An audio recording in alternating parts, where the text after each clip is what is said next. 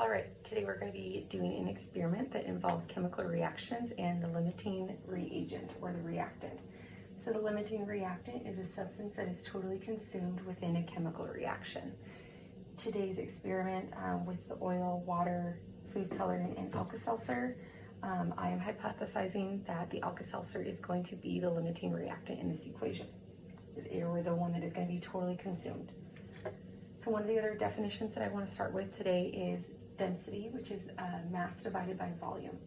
So in this case, the density of the oil is much less than the density of water.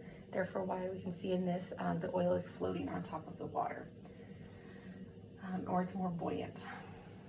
Liquids are all consumed of molecules. There's polar and non-polar. Polar, make sure I'm saying this correctly, polar is uneven charges, and they mix very well together. In this case, the water and the food coloring are both polar agents, so they're going to be mixing well together. Whereas the oil, which is non-polar, is an even charge across it, and it does not mix well together.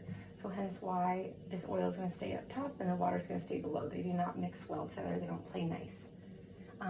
Like I said, it doesn't matter what order you pour them in, they're going to separate, and the oil is always going to be on top because it is less dense. All right, so with this chemical equation, I'm going to be pouring the food coloring drops in, which is going to go down and mix with the water. Then I'm going to be placing the Alka-Seltzer tab in it. I'm hypothesizing that the Alka-Seltzer is not going to react with the oil, but instead it's going to float down or sink down to the bottom. It is going to react with the water down here at the bottom, and like my equation up here, Alka-Seltzer, which is made of sodium bicarb and citric acid, it's going to dissolve into the water into aqueous ions and therefore react with the water to yield CO2, water, and sodium citrate. And I have that equation written up here. So in theory, when it reacts with water and it forms the CO2 gas is much less dense than oil and water, so it should be floating to the top. It's probably going to be carrying some water bubbles with it. So it's going to get to the top, it's going to pop, and then all those water molecules are going to float back down to the bottom because they are much more dense than the oil. This is going to continue going until all of the Alka-Seltzer tabs have been used up. So therefore, it should be the limiting reagent that once this is gone, the reaction stops. In theory, though, if we were able to keep adding to this, it would continuously go, because in this, we think that the water is excess, and this is our limiting agent. All right, so now we will start the equation or experiment. So first, I'm going to drop in a few drops. So as we can see, those are floating down through the oil to the water. They're floating right there on top. All right, so we're going to start the experiment and make a mess like I am.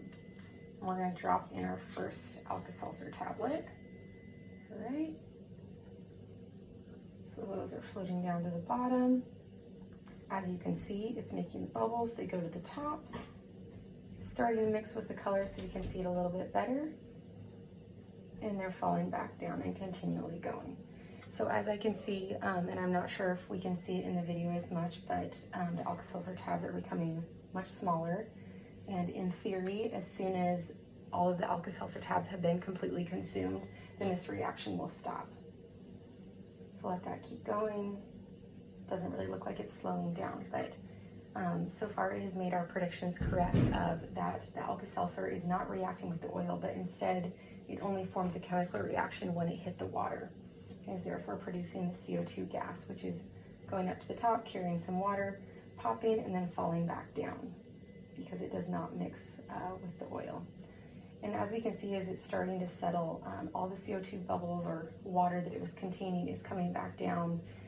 It does not mix with the oil, so it's not going to be a well-mixed mixture as of right now, substance. So I would say overall this experiment worked. My hypothesis was correct. As it's like starting to slow down now, we can test the theory of that if we keep adding the limiting reactant, which I hypothesized was going to be the Alka-Seltzer, that the reaction would keep going. So let's see if we can make it go fire up again. All right, and that makes it go pretty turbulent again, making the lava lamp effect pretty aggressive. So therefore that confirms our theory that even when it started to slow down, it looked like the reaction stopped. If you add more of the limiting reagent, it is producing that same effect of the lava lamp effect because it is reacting with the water. So overall, our equation lines up. We figured out which one is our limiting reactant, and we can physically see that when the reaction stops and we add more Alka-Seltz so that the reaction keeps going. So overall, I think it was a successful experiment, and we got to visibly see a product, and we got to see the reaction stop and then continue when you added more of the limiting reagent. All right, thank you.